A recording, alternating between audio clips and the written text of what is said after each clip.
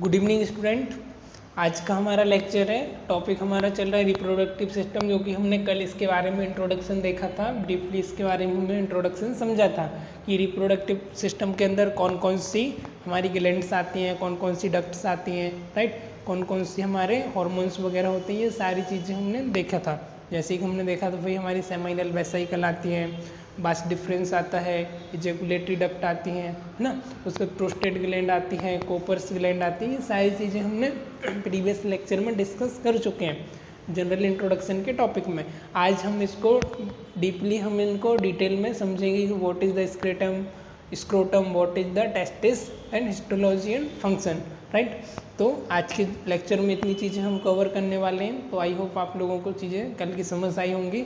और आज के लेक्चर को आप लास्ट तक ज़रूर देखिए, और कोई भी थोड़ा बहुत डाउट आ रहा है तो आप मुझे मैसेज कर सकते हैं। चीज़ों को सर्च करने के लिए आप गो थ्रू गूगल, राइट। तो आपको जब तक नहीं समझोगे, कोशिश नहीं करोगे, तो समझ में आने वाली नहीं है। तो थोड़ा सा आपको भी मेहनत करनी होगी। टीचर तो अपना काम कर रहा है, पर आपको भी खुद से थोड़ा बहुत पढ़ाई करनी होगी, खुद से एफर्ट डालना होगा। तो चलिए without wasting any time we are start today's lecture, right. Let's begin start. तो फर्स्ट वन हम देख लेते हैं, structure of the testis.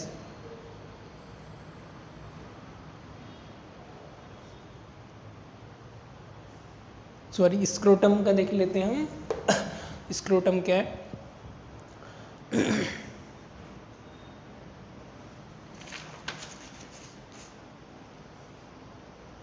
Scrotum एक हमारा बैग होता है, एक सैक एक थैले लाइक स्ट्रक्चर होती है, राइट। कैसा होता है? एक सैक होता है, एक बैग लाइक स्ट्रक्चर होती है, जो कि हमारे एक्स्ट्रा पेरिटोनियल कैविटी में सिचुएटेड होती है, लोकेटेड होती है। बर्थ से पहले जब हमारा बेबी एम्ब्रायो में रहता है अप्रॉक्स 7-8 मंथ तक, तब तक ये कहाँ पर रहती है? हमारी एब्डोमिनल कैविटी में डिसेंट रहती है, जैसे कि हमने कल के लेक्चर में देखा, वहाँ पर सिचुएटेड होती है। क्यों? क्योंकि इसका जो टेम्परेचर इसको रिक्वायर होती है, हमारी नॉर्मल कोर टेम्परेचर है बॉडी का, उस टेम्परेचर से लेस देन 2 डिग्री फ़ारेनहाइट। इसकी वजह से क्या होता है, ये हमारी एब्डोमिनल कैविटी में नियर हमारे किडनी नेफ्रॉन के पास हमारा सिचुएटेड होता है। 8 मंथ होता है, 9 मंथ होता है, तो ये बाय डिफ़ॉल्ट धीरे धीरे करके हमारी जो इंग्वाइनल कैनाल है, हमारी स्क्रोटम कैनाल है, उसमें आना शुरू हो जाता है। ये हमने कल के लेक्चर में डिस्कस किया था, है ना। और जो नहीं हो पाता तो उस कंडीशन में क्या नाम दिया था हमने? बहुत सारी चीज़ें, है ना, क्राइटोप्रिडिज्म वगैरह देखा था, और क्राइटोफ्लेक्सी वगैरह, वो सारी चीज़ें हमने टर्मिनोलॉजी कल के लेक्चर में डिस्कस की थी। आज हम उनकी बात नहीं करेंगे, आज हम थोड़ा आगे का समझ लेते हैं, राइट। तो क्या होता है, फर्स्ट लाइन में हम इसका डेफिनेशन इंट्रोडक्शन देखें तो एक सैक लाइक स्ट्रक्चर होती है, एक थैले के जैसी, एक बैग के जैसी स्ट्रक्चर होती है, जो कि हमारी एक्स्ट्रापेरिटोनियल कैविटी में हमारे अटैच होती है। जो हमारे दोनों टेस्टिस को बायलेटरल, दो हमारे टेस्टिस होते हैं, टेस्टिस एक ओवल शेप के हमारे ऑर्गन्स होते हैं, ओवल अंडे के जैसे शेप के होते हैं, बायलेटरल 2 होते हैं, राइट। और इनको क्या करती है? इनको कनेक्ट करने का काम, इनको सपोर्ट करने का काम जो करता है वो हमारा स्क्रोटम करता है। एक बैग लाइक, एक थैली लाइक स्ट्रक्चर होता है ना। ये हमने कल भी समझा था। अब इसमें क्या होता है, किस चीज़ से मिलकर के बना होता है? Loose skin and superficial, loose skin से मिलकर के बना हुआ था। इनके सुपरफिशियल में क्या होती है? फेसिका हैंग फ्रॉम, जो कि इसमें क्या होता है, हमारी सुपरफिशियल एक फेसिया होती है, जो क्या करती है, हमारे स्क्रोटम टेस्टिस होते हैं, उनको हैंग करके रखती है हमारी पेरिटोनियल कैविटी से, जो कि हमारी पेरिटोनियल कैविटी में अटैच होती है। कहाँ पर होती है? रूट ऑफ द पेनिस, जो हमारे पेनिस का रूट होता है, वहाँ जा करके अटैच हो जाती है, उनको सपोर्ट प्रोवाइड करने का इसका काम होता है। एक्सटर्नल जो लुक लाइक होता है हमारा कैसा दिखता है? एक पाउच लाइक स्किन हमारी होती है, राइट। और इंटरनली यदि देखी जाए तो इसको 2 पार्ट में डिवाइड करती है। ऊपर से तो आपको सिंगल स्ट्रक्चर देखेगी, एक पाउच लाइक, एक थैले के लाइक में आपको स्ट्रक्चर दिखेगी, पर इंटरनली यदि हमारे स्क्रोटम की बात की जाए तो ऐसे 2 पार्ट में इसको ये डिवाइड करने का काम करती है। इसके बीच में जो हमारे होते हैं, इनको हम, ये जो आउटर स्ट्रक्चर, इसको हम क्या बोल रहे हैं? स्क्रोटम। क्या बोल रहे हैं स्टूडेंट? स्क्रोटम। और जो अंदर हमारे जो गोनेट्स होते हैं, ओवल शेप के जो होते हैं अंडे के जैसे, उनको हमने क्या बोला है? टेस्टिस। क्या बोला है? टेस्टिस। आइए समझ। जो आउटर लेयर है, जो कैनाल है, इसको हम स्क्रोटम बोल रहे हैं, और अंदर जो हमारे ओवल शेप के ऑर्गन है उसको हमने क्या नाम दिया, टेस्टिस।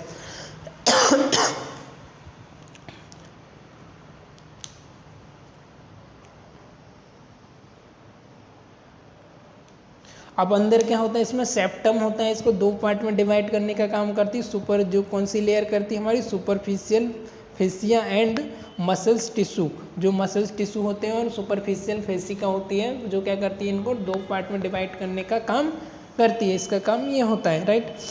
और ये किससे हमारे, जिसको हमने क्या नाम दिया है, डेर्टोस मसल। क्या नाम देते हैं इस मसल को हमने, डेर्टोस मसल।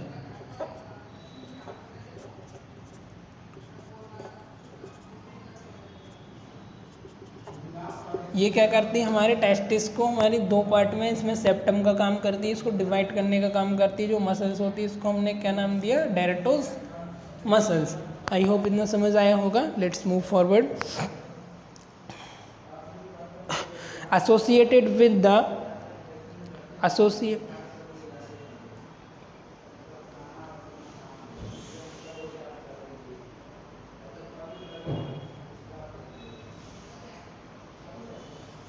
अब क्या होता है, ये जो दोनों टेस्टिस है इनको जोड़ के रखती है, इनको एसोसिएटेड करके रखती है, किससे, हमारी एक्सटर्नल मसल से, स्क्रोटम से।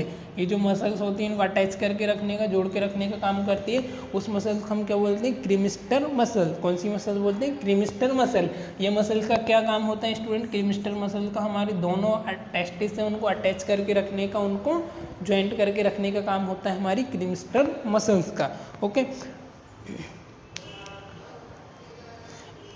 अभी क्रीमिस्टर मसल्स होती है, इसका फंक्शन क्या होता है, और हमारी डेर्टोस मसल जो प्रेजेंट होती है हमारे स्क्रोटम में, उनका पार्टिकुलर फंक्शन क्या होता है। जैसे कि हमने पहले समझा कि भाई इसका टेम्परेचर, इनको कम की ज़रूरत होती है, लेस देन हमारे कोर टेम्परेचर से, और कम टेम्परेचर पे ये सस्टेन करते हैं। तो एक्सेसिव ज़्यादा टेम्परेचर होता है तो हमारे जो स्क्रोटम है वो लूज हो जाते हैं, वो मतलब डायलेट हो जाते हैं। और उसी की जगह टेम्परेचर लो होता है तो ये क्या होता है, श्रिंक हो जाती है, मसल सिकुड़ जाती है। उसकी वजह से क्या होता है, ये हमारी जो एब्डोमिनल कैविटी की मसल्स है उससे जाके हमारे टेस्टिस अटैच हो जाते हैं और अपना जो हीट प्रोडक्शन का, वहाँ से हीट गेन करने का काम करते हैं, ताकि इनका जो है नॉर्मल फंक्शन मेंटेनिंग रहे। ठीक है, तो ये इनका फंक्शन होता है कि इसको जैसे ही ठंडी का सीज़न आता है तो उसमें क्या करती है, हमारी श्रिंक करने का काम करती है, उसको सिकुड़ जाने का काम करती है। और जैसे ही थोड़ा गर्मी का, हीट का सीज़न आता है, टेम्परेचर इंक्रीज होता है तो ये डायलेट हो जाती है, राइट। अब ये डायलेट सिकुड़ जाती है तो क्या होता है, जो टेस्टिस होते हैं वो हमारे एब्डोमिनल कैविटी से अटैच हो जाते हैं, वहाँ से हीट लेना स्टार्ट कर देते हैं। ये बेसिकली इसका फंक्शन होता है।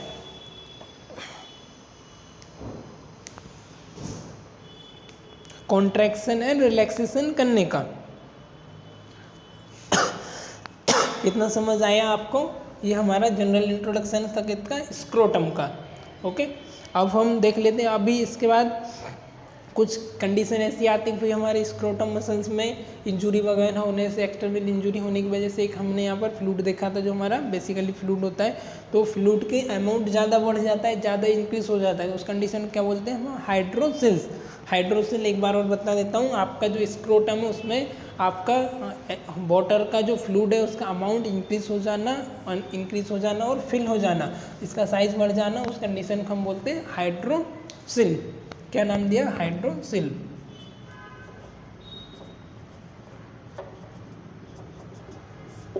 राइट। चलिए आगे बढ़ते हैं हम, इतनी चीज़ें आपको क्लियर हुई होंगी।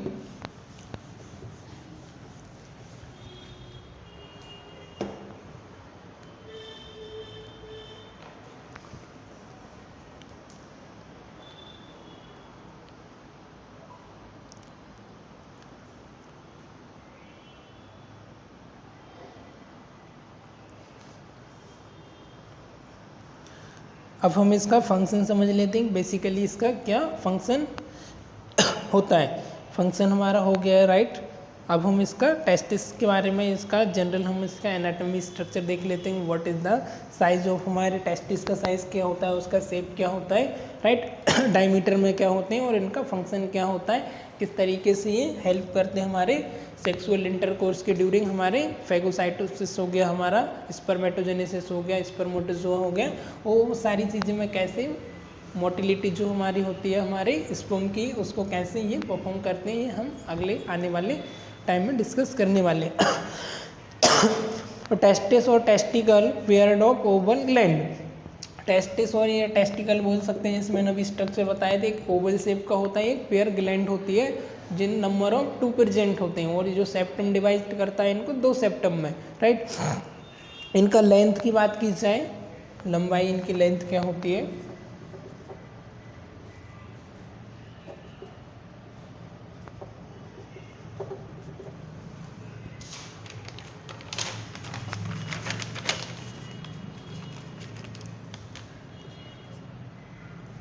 लेंथ होती है इनकी 5 सेंटीमीटर, राइट। वाइड इनकी जो चौड़ाई है वो कितनी होती है डायमीटर में,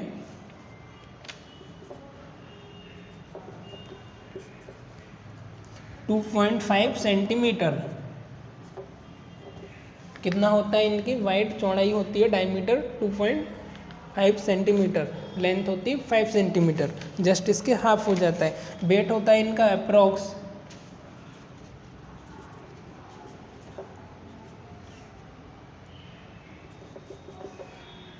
वेट अप्रॉक्स होता है हमारा 10 to 15 ग्राम, 10 से 15 ग्राम, ठीक है।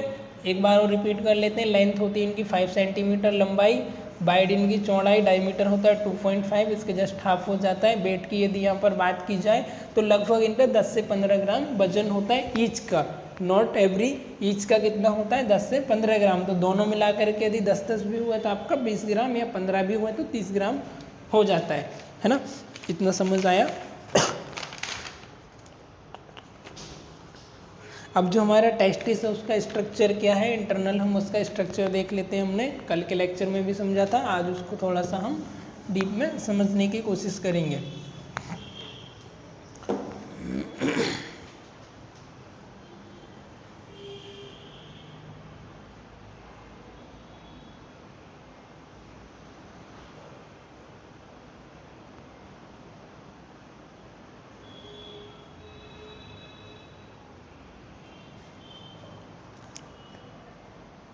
जैसा कि कल हमने एक स्ट्रक्चर देखा था, ग्रॉस स्ट्रक्चर देखा था हमारे टेस्टिस का, आपको शायद याद होगा, तो ये एक बार और मैं ड्रॉ कर देता हूँ डायग्राम।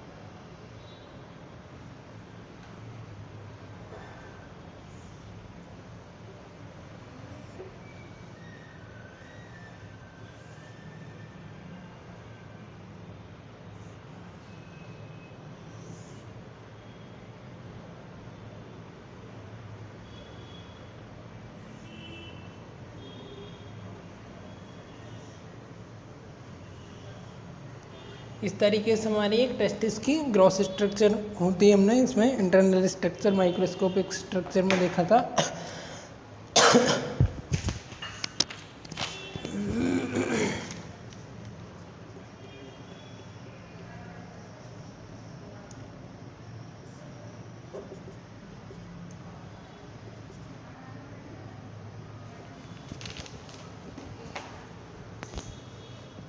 इसमें हमारा क्या क्या था, एपिडिडाइमिस,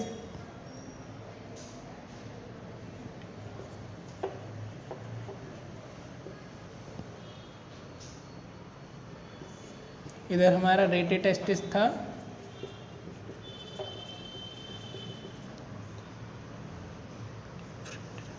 इफ्रेंड और एफ्रेंट डक्ट हमने पहले भी समझा है, इसमें हमारा इफ्रेंट डक्ट है यहाँ पर, इफ्रेंट डक्ट,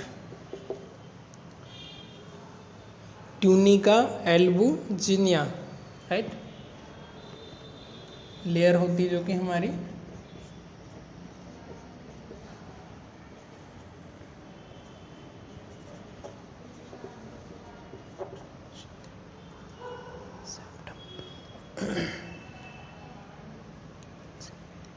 उसका सेमेनिफेरस ट्यूब्यूल।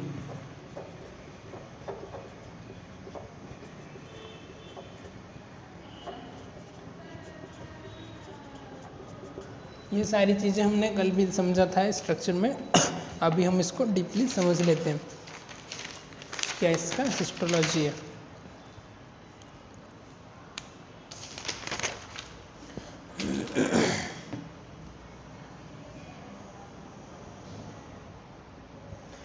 जो हमारी लेयर होती है ट्यूनिका वेजिनालिस, ठीक है, ट्यूनिका वेजिनालिस जो क्या होती है, इसको प्रोटेक्ट करने का काम करती है, इसको प्रोटेक्टिंग लेयर होती है, और कहाँ से ड्राइव्ड होती है, कहाँ से आती है, हमारे एब्डोमिनल कैविटी से, ठीक है।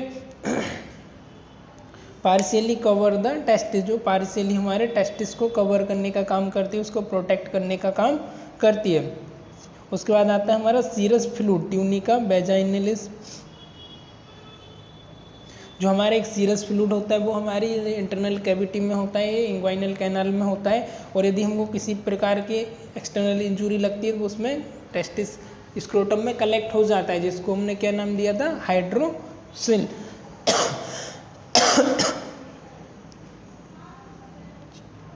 फिर इसमें हमारी एक और लेयर आती है ट्यूनिका एल्बुजिना, ट्यूनिका वेजिनालिस, ठीक है, जो कि हमारे एक्सटेंड होती है कहाँ, इनवर्ट की तरफ होती है,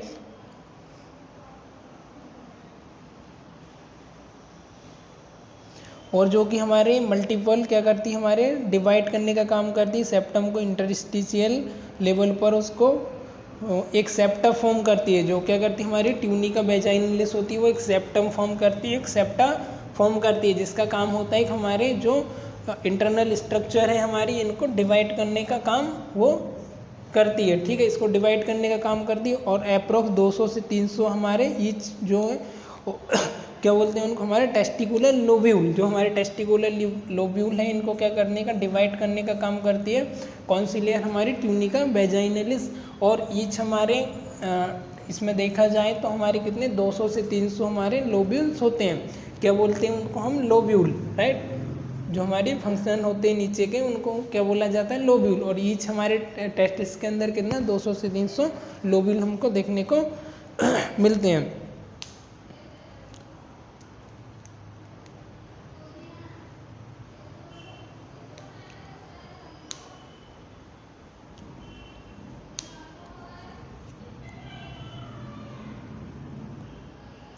जो किससे मिलकर के बनी हुई होती है, हमारी 2 to 3 सेमेनिफेरस ट्यूब्यूल, इससे 2 से 3 हमारे सेमेनिफेरस ट्यूब्यूल से मिलकर के बनी हुई होती है, और इनका फंक्शन होता है हमारे इसको डिवाइड करने का, और हमारे जो स्पर्म को स्पर्मेटोजेनेसिस में हेल्प करने का, हमारे स्पर्मेटोजोआ को प्रोड्यूस करने का, उसको नरिश करने का, मोटिलिटी प्रोवाइड करने का, इनका भी काम होता है स्पर्मेटोजेनेसिस में हेल्प करने का, राइट। इसकी जो बॉल होती है सेमेनिफेरस ट्यूब्यूल की, वो हमारी जर्मिनल एपिथेलियम सेल से मिलकर के बनी हुई होती है। जो हमारी एक्सटर्नल लेयर है हमारी, वो किससे मिलकर के बनी है, जर्मिनल एपिथेलियम सेल, ठीक है। इतनी चीज़ें आपको समझ आई होंगी। फिर इसमें नेक्स्ट हमारा आता है Sertoli nerve cell.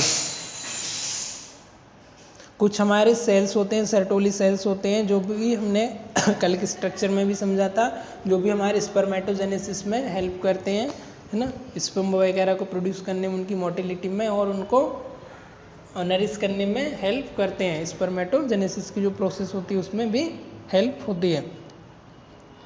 Sertoli cell secrete androgen binding protein ABB that concentrates testosterone, the seminiferous tubule, and the another protein inhibin suppress FSH synthesis. Secrete Sertoli cell nourish the developing of sperm. Sertoli cell क्या होते हैं, nourish करते हैं उसको develop करने में हमारे sperm को, और जो क्या करते हैं एंड्रीनोजन बाइंडिंग प्रोटीन को सीक्रेट करता है, जो क्या करता है हमारे टेस्टोस्टेरोन है उनको प्रोड्यूस करने का काम करता है। यदि टेस्टोस्टेरोन का लेवल बढ़ जाता है, तो हमने कल देखा था इनहिबिन हमारा हार्मोन आता है वो एक्टिवेट हो जाता है, तो वो क्या करता है उनको थोड़ा सा रिड्यूस करने का, कम करने का काम करता है, ताकि ज़्यादा अमाउंट में आपका स्पर्म सीमन सीक्रेट ना हो, प्रोड्यूस ना हो, ये इनका काम होता है। फिर नेक्स्ट आता है हमारा cuboidal cell. Cuboidal cell undergo mitosis to the produce spermatogonia grow into the primary spermatocyte which undergo mitosis, first producing secondary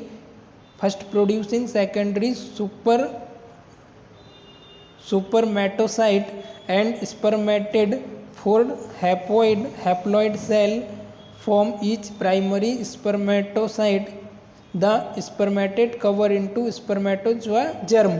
अब क्या होता है हमारे जो छोटे छोटे स्पर्मेटा कनेक्ट करके इस चीज़ को बनता है हमारे, जैसे क्यूबाइटल सेल हो गया, इनका काम क्या होता है हमारे मीटोसिस में, सेल डिवीजन में हमारे काम करता है, जो कि हमारे कौन से सेल्स होते हैं जो हमारे सेक्सुअल जब हम इंटरकोर्स करते हैं जब हमारा वो जनरेट होता है सीमन लाइक का, हमारा कल भी हमने बताया था कि एक मिल्की हमारा पदार्थ जनरेट होता है जिसको हम सीमन बोलते हैं, जो कि एल्कलाइन नेचर का बेसिकली होता है, ठीक है, वाइट कलर का होता है। तो इसको क्या करते हैं, इनको मोटिलिटी करने का, इनको प्रोड्यूस करने का काम करते हैं। क्यूबॉइडल सेल मीटोसिस में हेल्प करते हैं, और जो हमारा स्पर्मेटो जो है स्पर्मेटोगोनिया है उसमें भी हेल्प करते हैं। To grow the primary spermatocyte which undergo mitosis, first producing secondary spermatocyte. First तो इनका फंक्शन क्या होता है, प्राइमरी स्पर्मेटोसाइट प्रोड्यूस करने का, सेकेंडरी इनका फंक्शन होता है हमारा सेकेंडरी स्पर्मेटोसाइट प्रोड्यूस करने का, फिर हमारा स्पर्मेटेड का जो कि फोल्ड हैप्लॉइड हमारे सेल्स होते हैं। ये आप आने वाले इसमें आप देखोगे पैथोफिजियोलॉजी के उसमें आप समझोगे ये सारी चीज़ें पैथोलॉजी में, राइट, डीपली। तो हम इतना डीप नहीं जाते, हम आगे की ओर चलते हैं अभी। फिर हमारा नेक्स्ट आता है यहाँ पर interstitial Leydig cell, endocrine protein in the connective tissue between the seminiferous tubule secrete androgens, example testosterone male sex hormone. Interstitial जो लेवल पर होते हैं हमारे, कौन से इंटरस्टिशियल बोल सकते हैं, यानी कि हम लाइटिंग सेल बोल सकते हैं, जो कि हमारे एंडोक्राइन पोर्शन में होते हैं, connective tissue between the seminiferous tubule, और जो कि किसको कनेक्ट करते हैं हमारे सेमिनिफेरस ट्यूब्यूल को ऐड होते हैं, और ये किससे मिलकर के बने होते हैं, कनेक्टिव टिश्यू से, राइट। और सीक्रेट करते हैं कि एंडोजीन्स को सीक्रेट करते हैं, जो कि हमारे टेस्टोस्टेरोन मेल सेक्स हार्मोन होता है। उसके बाद आता है हमारा वैसा efferentia, fine ciliated ductless arise from the rete testis in network joint with seminiferous tubule and open into the anterior end of the testis called caput epidermis.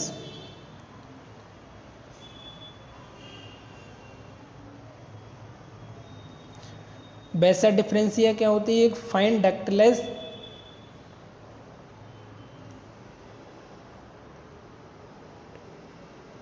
एक fine ciliated duct होती है, जो कि एराइस होती है, कहाँ से मिलकर के बनी होती है, हमारे रेटे टेस्टिस, जो हमने अभी प्रीवियस स्ट्रक्चर में देखा था।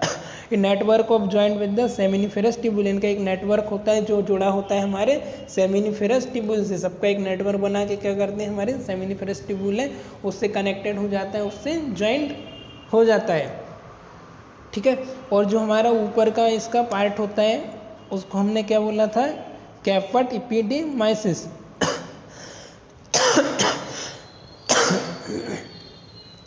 इसका कल हमने पार्ट देखा था शाफ्ट देखा था हमने, प्रॉक्सिमल और डिस्टल एंड, इसका कॉर्डा था, ऊपर का हमारा कैपट था, नीचे का हमारा कॉर्डा था, बीच का हमारा अच्छा कुछ नाम था मुझसे याद नहीं आ रहा है। तो ये हमने कल के स्ट्रक्चर में समझा था।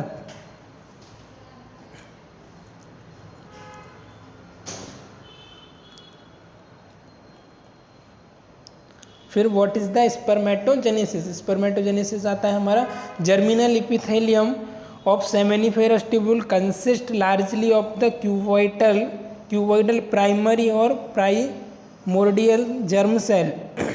Spermatogenesis is the formation of the spermatid and then spermatozoa from.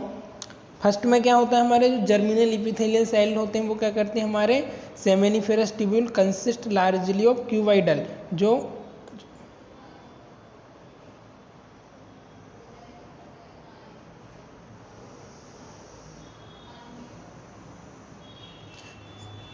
Germinal जो एपिथेलियम सेल्स होते हैं ट्यूब हमारी किसके, सेमीफेरस ट्यूब्यूल के, जो लार्जली किस चीज़ से मिलके बने होते हैं, हमारे प्राइमरी और सेकेंडरी प्राइमोडियल जर्म सेल्स, जिनका फंक्शन क्या होता है, spermatogenesis is the formation of the spermatid. जो हमारे स्पर्मेटोजेनेसिस होता है उसमें प्रोसेस में क्या होता है, हमारे स्पर्मेटिड का फॉर्मेशन करने का काम करती है। प्रोसेस में क्या होता है, स्पर्मेटिड फॉर्म होते हैं। फिर आफ्टर दैट ये फॉर्म होने के बाद इसमें क्या होता है, थोड़े से मैच्योर हो जाते हैं, डेवलप होने के बाद देन स्पर्मेटोजोआ फ्रॉम, फिर इसमें कन्वर्ट हो जाता है जी स्पर्मेटोजोआ में फ्रॉम। ये हमारा स्ट्रक्चर में उसके बारे में बताएं, फॉर्मेशन ऑफ द स्पर्मेटिड। अब हम इसको फर्स्ट में प्रोसेस देख लेते हैं, किस तरीके की प्रोसेस में इसका फॉर्मेशन हो रहा है।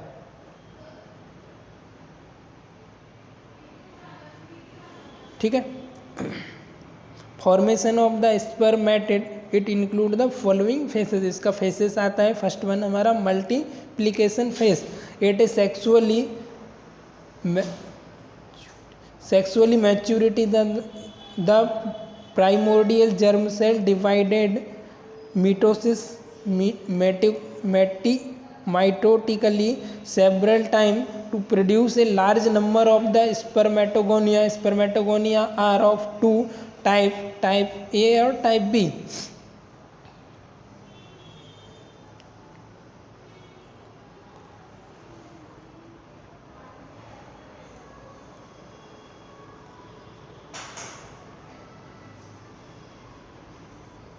अब क्या होता है, मल्टीप्लिकेशन फेज में हमारे जो सेक्सुअली मैच्योरिटी प्रोवाइड करने के लिए जो हमारे प्राइमोडियल जर्म सेल होते हैं मल्टीपल पली क्या होते हैं, डिवाइडेड हो जाते हैं माइटोटिकली सेवरल टाइम, मतलब more than one time several time में डिवाइडेड हो जाते हैं। Large number of spermatogonia, large number of spermatogonia में क्या हो जाते हैं, डिवाइड होने का काम करते हैं।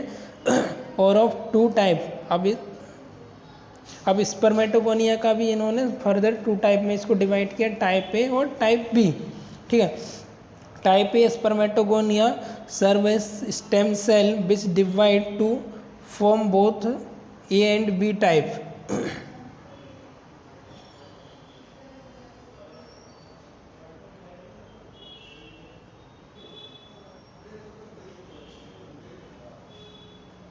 जो स्टेम सेल होता है हमारे स्पर्मेटोगोनिया का, ये क्या करता है, डिवाइड करने का काम करता है इसको both A and B type का स्पर्मेटोगोनिया में। तो टाइप बी स्पर्मेटोगोनिया क्या है, type B spermatogonia are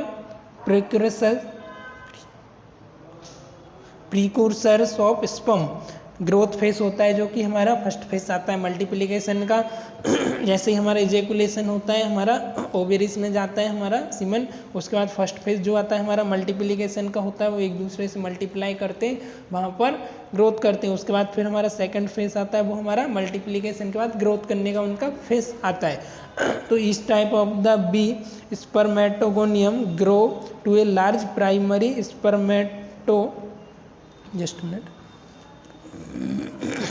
spermatocyte.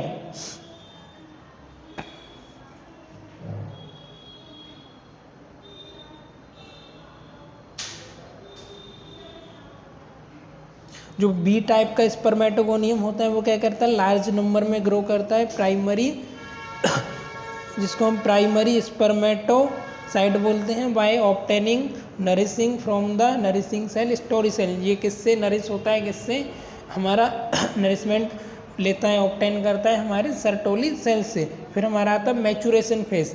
अब इस फेज में क्या होता है हमारे, during the maturation phase the primary spermatocyte undergo mitosis.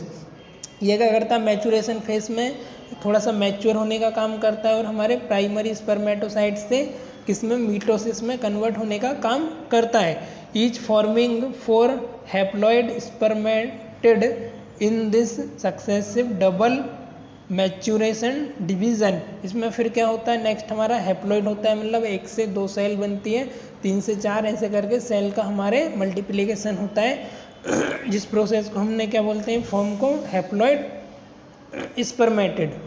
ठीक है।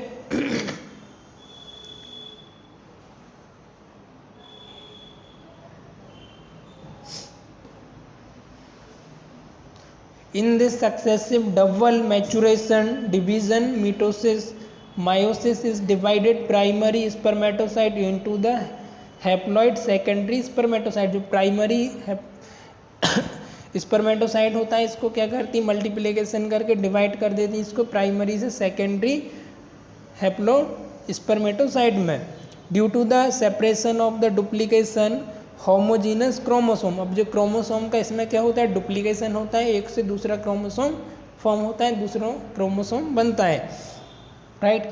Both the secondary spermatocyte undergo meiosis second to produce 4 haploid spermatid. अब क्या होता है, जो हमारे सेकेंडरी फेज में स्पर्मेटोसाइट होते हैं ये क्या करते हैं, 4 हमारे हैप्लॉइड स्पर्मेटिड का प्रोड्यूस करने का काम करते हैं। Due to the separation of the chromatid of each duplication chromosome ऐसे माइटोसिस।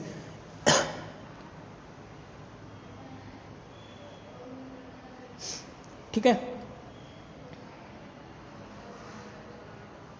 चलिए इतना आज का लेक्चर था हमारा। नेक्स्ट हम कल के लेक्चर में डिस्कस करेंगे।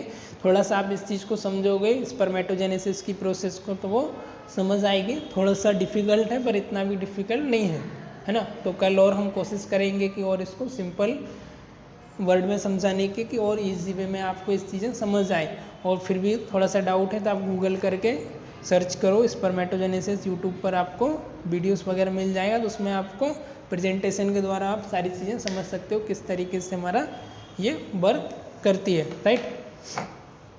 आई होप आपका आज का लेक्चर समझ आया होगा। बाकी को हम अगले नेक्स्ट लेक्चर में डिस्कस करते हैं। Thank you. एक बार हम रिवाइज कर लेते हैं, इसके बाद फिर हम स्टॉप करते हैं।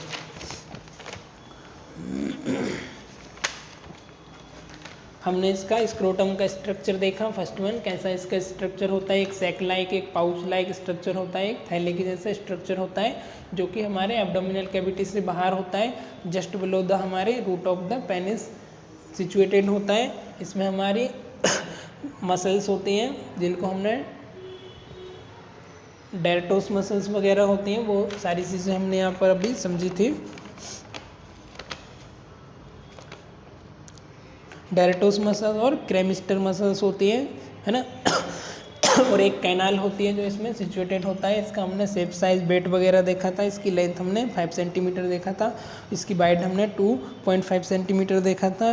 इसका वेट हमने 10 to 15 सेंटीमीटर ईच हमने टेस्टिस का साइज शेप देखा था।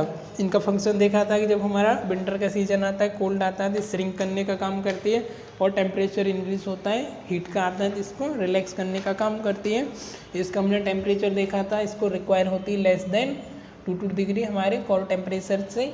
इस प्लेस को रिक्वायर होती है कम टेम्परेचर की, कोर टेम्परेचर से 2 to 3 डिग्री सेल्सियस, राइट। फिर हमने टेस्टिस का स्ट्रक्चर देखा था। इसमें कुछ हमने मेम्ब्रेन वगैरह देखी थी। ट्यूनिका वेजाइनलिस देखा था जो कि डिवाइड करने का काम करती है, पार्शियली इसको कवर करती है। फिर हमने सीरस फ्लूइड देखा था। सीरस फ्लूइड होता है इसके अंदर जो कि इसमें चोट लगने की वजह से, इंजरी लगने की वजह से कलेक्ट हो जाता है हमारी इंग्वाइनल कैनाल में, और उस प्रोसेस में जो कलेक्ट हो जाता है उस कंडीशन को टर्मिनोलॉजी हमने हाइड्रोसिल नाम दिया था। ये सारी चीज़ें हमने देखी। ट्यूनिका एल्बुजिनिया भी हमने देखा था जो हमारी एक्सटेंड होती है, इन्वर्ट होती है हमारे और फॉर्म करती है हमारे सेप्टम को, जो कि हमारे नेक्स्ट जा कर के लोब्यूल में बन जाता है इंटरस्टिशियल में सेल्यूलर लेवल पर क्या हमारे लोब्यूल को कनेक्ट करता है। और ये हमने एक और मसल देखी थी, वो क्या करती है हमारे इसको सपोर्ट प्रोवाइड करने का, कनेक्ट प्रोवाइड करने का काम करती है। तो ये सारी चीज़ें हमने आज के लेक्चर में डिस्कस की। उसके बाद हमने स्पर्मेटोजेनेसिस की प्रोसेस के बारे में समझा। स्पर्मेटो का हम थोड़ा सा कल और अच्छे से समझने की कोशिश करेंगे कि भाई इसी लैंग्वेज में क्या होता है। बाकी का आप यूट्यूब पर सर्च करिए तो आपको वो चीज़ें समझ आ जाएगी। बेसिकली एनाटॉमी का नहीं है हमारा, पैथोफिजियो का टॉपिक आता है हमारा, पैथोलॉजी का, तो उसमें और डीपली आपको समझने को मिलेगा। चलिए, थैंक यू।